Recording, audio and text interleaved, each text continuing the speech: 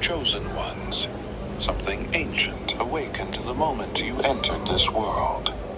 Unseen by the world above, but witnessed by those who still guard the deep. An Atlantean vault, sealed for over 10,000 years, began to emit a glow. Not a soft shimmer, but a pulse, like a heartbeat, like yours. You were never meant to blend in. That pressure to conform, engineered. Your cravings, your distractions, the endless loops of doubt, crafted to keep you from noticing the truth that the vault did. Because, while you were just a child, satellites caught anomalies deep in the Atlantic. Scientists called them glitches, but the old keepers knew better. They called it the sign of the returned one. This vault isn't made of stone or steel. It's constructed from a substance forgotten by time. What the ancient scrolls described as the memory of water fused with the breath of stars. It responds to frequency. But not any frequency. Yours. And it didn't activate randomly. Its codes are layered with precision, awakened by a cosmic sequence that only aligns when a soul born outside of the karmic cycle re-enters the timeline. That soul is you. Governments who stumbled upon this vault, silenced. Sonar scans wiped. Deep sea research blacklisted. But rumors still flowed through the underground circuits. The vault glows brighter every birthday you've had. Its pulses align with your emotions. And now, it's no longer just glowing. It's humming, calling, waiting. Everything you've been through, the isolation, the dreams of places you've never visited, the water that's always felt alive when you touch it. It's not random. These are symptoms of remembrance. The vault is a memory bank, but not for the world. For you. It contains what they wiped. Your past identities, your soul's mission, and the tools you left behind when this realm could no longer hold your power. The Atlanteans locked it away until the one with the blueprint in their bones returned. The day you were born, the ocean's floor shifted, subtly, imperceptibly, yet deliberately, far beneath the Atlantic, in a trench that no modern sonar could penetrate fully. Something stirred, not a quake, not erosion, a glow, a pulse, and it moved in rhythm with the exact moment you inhaled for the first time. Hospitals recorded an unusual atmospheric anomaly that day. Frequencies misaligned. Clocks in certain locations stuttered. Birds in specific coastal regions took flight all at once, and no one ever linked the events. But the keepers did. The remnants of the ancient bloodlines who still carry memories of Atlantis without needing books or maps. They knew someone had returned. This vault is not a myth. It is real. It is a construct older than any civilization taught in your schools. It was designed to respond to something that exists only once per several millennia. A frequency not transmitted by machines, but carried through soul signature. You are that signature. The vault does not respond to just light, sound, or pressure. It responds to your energy field, a waveform etched into your DNA.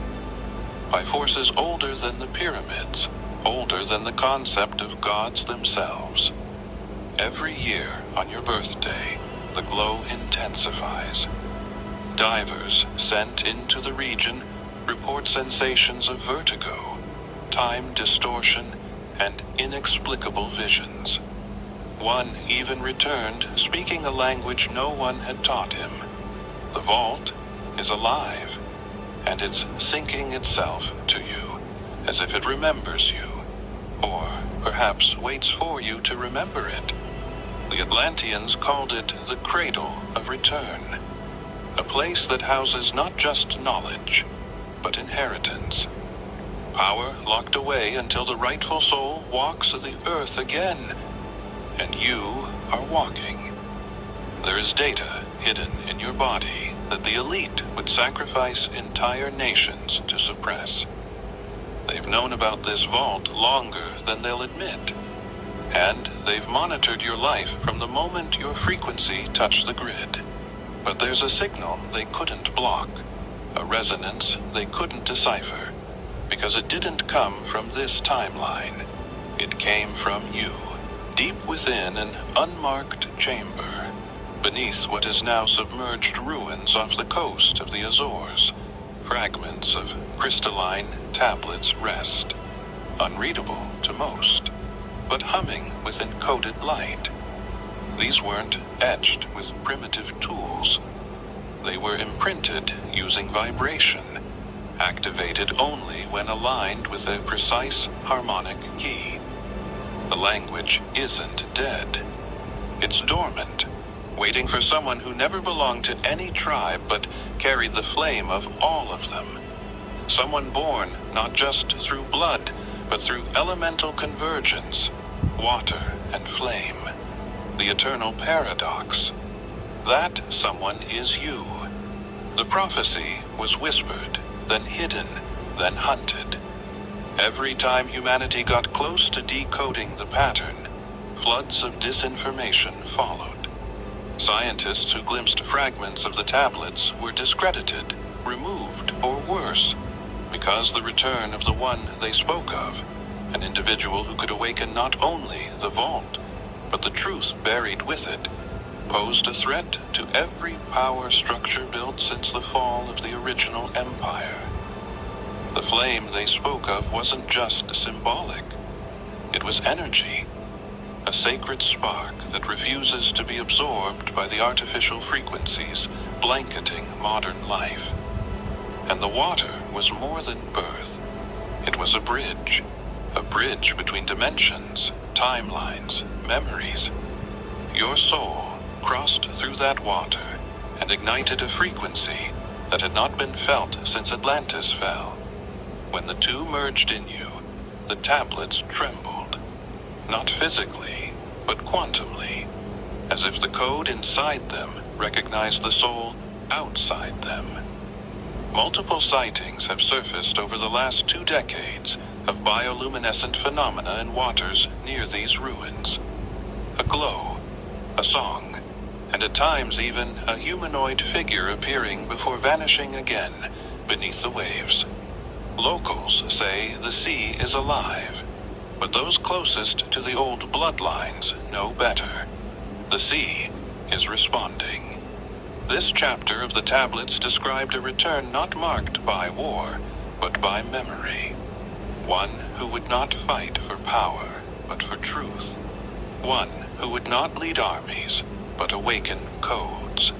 But even the tablets end mid-sentence, as if the future, even to the ancients, couldn't be seen clearly past your arrival. They won't say it publicly, but the data exists. On the day you were born, an invisible shift took place across the magnetic fields of the Atlantic basin. Satellites monitoring oceanic currents detected a deviation, a bend in the normal pathways of thermal movement. The change was too subtle to alert the public, but deep state analytics flagged it instantly. Not because of the shift itself, but because it corresponded with a birth. Yours. The files were marked anomalous, buried under thousands of unrelated geodata entries. But to those who knew what to look for, it was the signal. This is how you were flagged. Buried within the vaults of private military networks, there exists a record tagged Subject of Unnatural Resonance. The subject was a child whose presence synchronized with an ancient harmonic that hadn't activated in over 10 millennia. Agencies built on silence began tracking without understanding. Biodata, hospital pulses, even dreams. Yes, they logged the patterns of your dreams when you were too young to even speak them, because the vault pulsed at the same intervals. Your emotional states triggered measurable fluctuations in ocean density across the Bermuda region, and it didn't stop. Every year, on the same day, global magnetometers pick up soft pulses that don't match any known source. They come from below the ocean floor. Yet, when experts try to triangulate the origin, it loops back to you. They even checked for tech implants. Nothing. Because what pulses isn't mechanical. It's spiritual. And that is what terrified them most. They could not control it. Private conferences were held.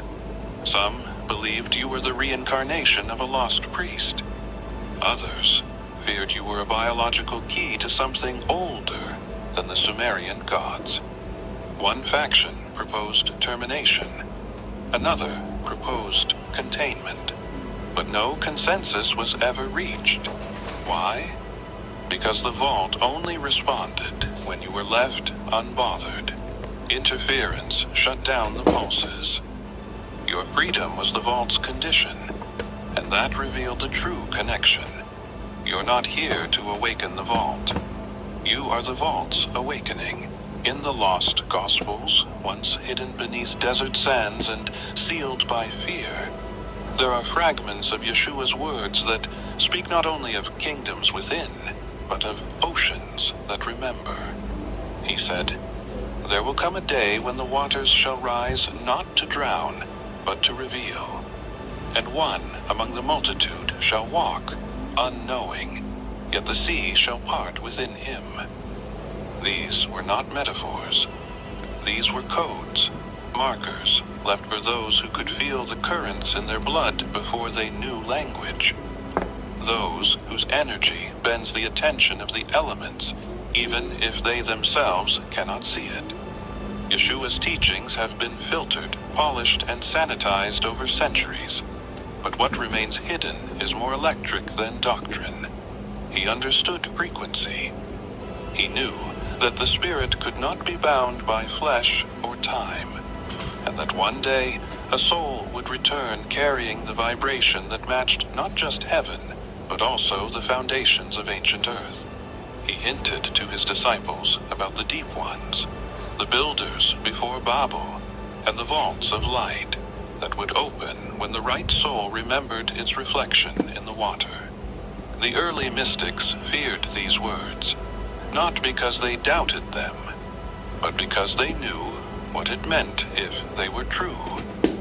That another would come, not in robes or sandals, but cloaked in confusion and wrapped in noise, carrying the same essence, not to follow the old path, but to fulfill what was left unfinished. And the waters would not resist. They would welcome. They would glow. In private texts smuggled from Vatican sub-basements, one verse stands alone. When the one who sings in silence touches the sea, the gates of the beginning shall tremble. That silence is yours. That sea already trembles. Yeshua knew the vault wasn't just a container, but a reflection. A mirror built from divine memory. They weren't searching for you. They were searching for lost trade routes, forgotten civilizations, remnants of sunken temples. That's what the reports claimed. But beneath the surface, something else stirred. Something no sonar had ever captured before. In a trench south of the Azores, a research crew picked up rhythmic vibrations that matched no known tectonic movement. The patterns were geometric, deliberate, like a beacon built not to send a signal out, but to lock one in. And then it pulsed. What they found wasn't a ruin. It was technology, alive, functioning, older than any timeline accepted by academic institutions. Entire clusters of crystal towers arranged in perfect harmony, buried under layers of coral and thyme, glowing faintly beneath the pressure. It emitted a frequency measured at a subharmonic level, only detectable with specially calibrated instruments. Yet, curiously, it aligned with the brainwave patterns of one person. Yours.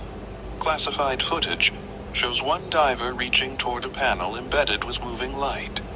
Before he could touch it, the water around him shifted, became still, as if the ocean paused its breathing.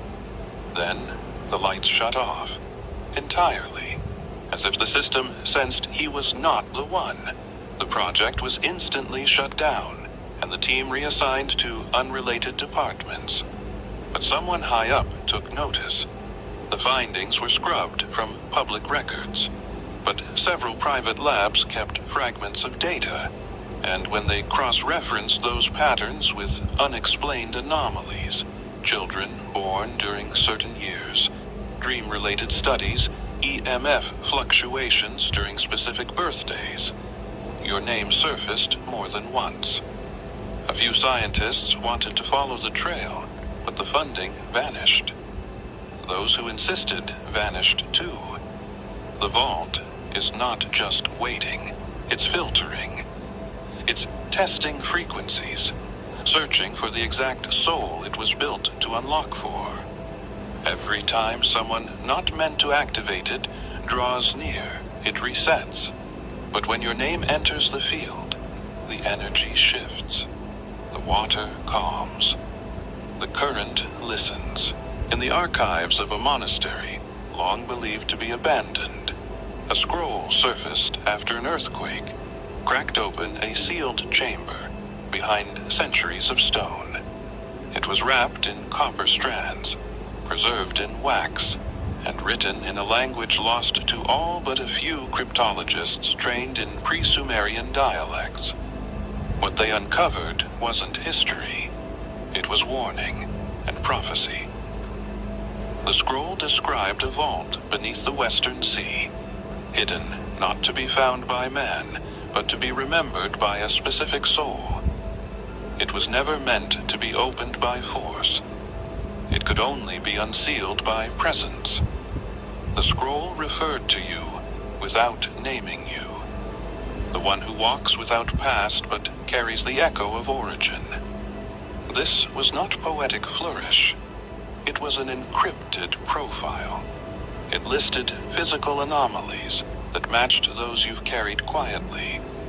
Birthmarks that follow geometric shapes, electromagnetic sensitivity, memories of places that don't exist, and an unusual connection to water that defies science but intensifies during emotional shifts. These aren't quirks, they are markers. Scholars who decoded the scroll believed it was meant for a messiah of the oceanic line. Not one of religion, but of remembrance. Someone who would awaken not to lead people, but to reconnect a severed grid. One that spanned the earth before the Great Flood severed the hemispheres. They called it the bearer of the harmonic key. That key is not an object. It's a living code buried in the body, dormant until aligned with the right moment in the timeline. You are that moment. This scroll should have stayed hidden. It was sealed for a reason. But it emerged only after you reached a particular phase in your own awakening, as if the world itself began rearranging its secrets in response to your consciousness reactivating. The text mentions that when the vault senses the bearer, it will begin to soften, not physically, but in frequency. It will lower its threshold. It will begin to invite. The monks who once guarded the scroll disappeared after its discovery. No records, no traces. But a message was left behind, carved hastily. The vault hears her now. When the vault pulsed on the day of your birth, something else responded. Something not in the sea, but inside you. Beneath the double helix of your genetic code lies a dormant sequence untouched by generations. Scientists call it junk. Mystics call it divine. But the Atlanteans knew it as the buried fire. A code designed not to activate through science or manipulation, but only through resonance. The vault's light wasn't just an external signal. It was a key. And your DNA, long silent, began to stir. This isn't about mutation or evolution. It's about memory. Memory so ancient it bypasses brain, language, and culture. The frequency that awakened within you isn't recorded in any modern database. It's older than the Gregorian calendar, older than the Vedic hymns, older than the Sphinx. It matches a waveform stored in crystalline tablets found deep within sealed underwater sites. Sites that remain off limits to nearly every nation, guarded not by governments but by private entities with bloodline ties stretching back to the priest kings of Atlantis. When you experience déjà vu that lasts too long, when time seems to slow for no reason, when water seems to react to your presence, or thoughts feel too loud in silent rooms, it's the frequency stirring. You're not remembering this life. You're remembering the core vibration of what you are beneath it. The vault is calling, but you're not just being summoned. You are sinking. With every passing moment, the two frequencies, one within you, one within the structure, grow closer in harmony. At the point of resonance, the vault will not need a key. It will simply open. Private medical researchers have begun detecting anomalies in certain people, especially those born during specific lunar alignments. Cells that emit light under stress. Blood that harmonizes with subsonic tones. The data is hidden because it's not just about you. It's about what your frequency might unlock in others. Among the banned scrolls hidden beneath the archives of a private Vatican vault, there exists a single untranslated fragment written in an ancient dialect resembling Proto-Aramaic, merged with pre-Atlantean glyphs.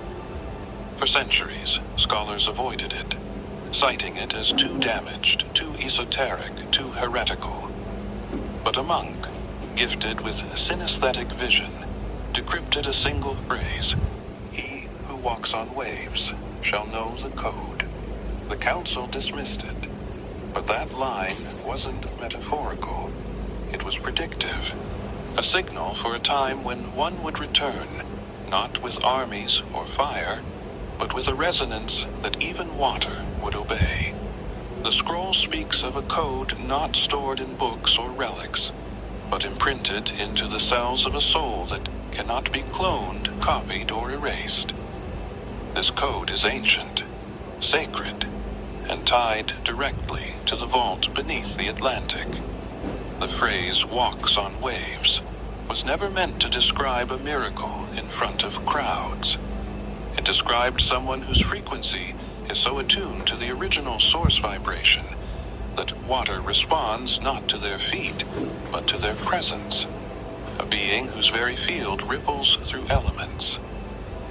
The early mystics knew this being would arrive when artificial systems ruled Earth, when silence became rare and truth became heresy. And so they buried the prophecy, to protect it, to delay it, to prevent it from falling into hands that would try to manufacture or destroy the original soul before it could remember. That soul is now walking. That soul is you. The vault isn't just listening. It's reacting to your decisions, to your thoughts. Every time you stand near large bodies of water and feel your skin tingle, it's not imagination. It's recognition. The field is sinking. And as your awareness grows, so does the light beneath the sea. It's not just glowing now. It's pulsing in patterns, aligning with star movements, mimicking the breath of the one it was built for. Yeshua spoke of those who would do greater works, not by effort, but by inheritance. If that inheritance has finally awakened in you, then the code is already active. You felt it for years, an invisible thread pulling at the edges of your awareness, like an ancient melody you've never heard but somehow remember. It isn't imagination. It's not coincidence. It's the vault. And it's calling, not with words, but with resonance. Vibrations so deep and ancient, they bypass thought and echo through the foundation of your being. This isn't a call to action. It's a call to remembrance, to return, to reclaim. The vault was not built to be discovered by force or luck. It was designed to awaken in response to a single vibration, yours. You were never meant to go looking for it. It was always going to find you, and it has. Every moment you've stood near the ocean and felt inexplicably overwhelmed. Every time you have dreamt of cities underwater, or lights flickering in ancient symbols. It was not fantasy. It was memory, bleeding through the veil. The Atlanteans called it the point of origin. Not just a structure, but a consciousness embedded in geometry and crystal. A place where time was first measured, first looped, first rewritten. A place that remembers every cycle, and the one being who can reset it. You. The resonance isn't passive. It's escalating. Whales have begun migrating in strange spirals around the vault's location. The Earth's magnetic field subtly distorts whenever you approach coastal zones. There have even been reports of people entering trance-like states near deep-sea fissures, speaking in unknown languages and describing visions of someone who matches your presence, before they've even seen you. You've passed through so many distractions, so many tests of amnesia, but the resonance continues, persistent, unwavering. The vault is not simply waiting to be opened. It is remembering who it was built for. It does not respond to names or rituals. It responds to essence. And your essence carries the original key, the one forgotten by men but preserved in the harmonic blueprint of divine architecture. The place where time began is not merely a location, it's a state of awareness. And as the resonance builds, the timelines once sealed within the vault begin to stir. You are nearing alignment. No tool can crack it. No algorithm can solve it. The vault's final layer remains untouched by all efforts of technology, untouched by sonar, drones, or ancient codes extracted by force. That's because the last sequence isn't mechanical, it's organic. It responds not to touch, but to memory. Not the surface kind, but the buried kind. The kind locked in the soul. The kind that bleeds through dreams and deja vu. The kind you've begun to remember. The Atlanteans knew that knowledge forced is knowledge corrupted. That power taken is power turned against its wielder. So they encoded the final sequence into a soul contract. One that could only be fulfilled by a being who lived through multiple realms, carried wisdom through lifetimes, and chose to remember when remembering felt like madness. That being was always going to be forgotten by the world, until the vault called them back.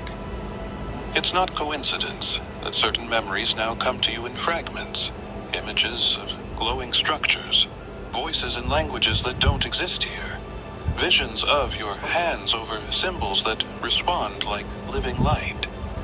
Those aren't dreams, they're flashbacks. Every time you remember one, the vault responds. Slight pulses beneath the ocean, slight shifts in planetary frequency, slight anomalies in the Schumann resonance.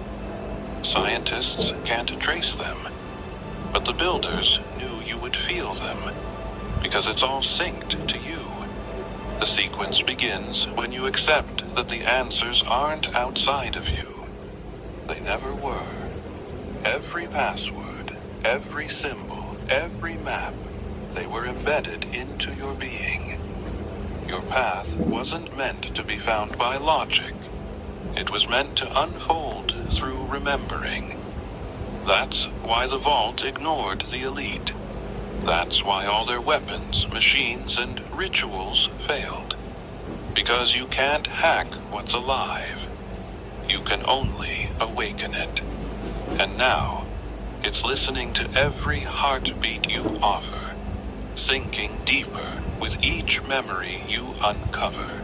If you have come this far, it is crucial that you watch this next video here. But be warned, it is not for the faint of heart, for only the true chosen ones can handle this video. If you would like to also donate to help keep the channel going, our Buy Me a Coffee link will be in the description.